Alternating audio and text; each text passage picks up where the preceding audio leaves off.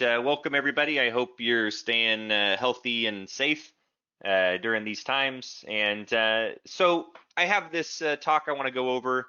This is the third part in our multi-part series about discovering JavaScript. And I also just want to mention that the reason why we're mentioning or talking about JavaScript so much is this was actually a request from you. And this was the topic that most students and attendees said that they thought were interesting. So if you think we're missing the mark on that, then let us know, but I think we're headed in the right direction.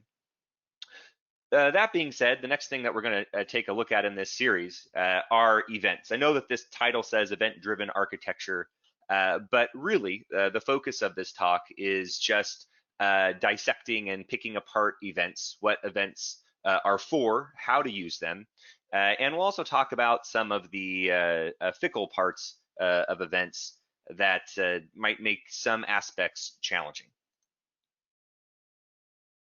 So you know who I am. I've been developing these applications for a while, but one thing that I guess I've really picked up on in recent months is running. I've been running like crazy, and to be honest, I don't think I've ever felt better in my life.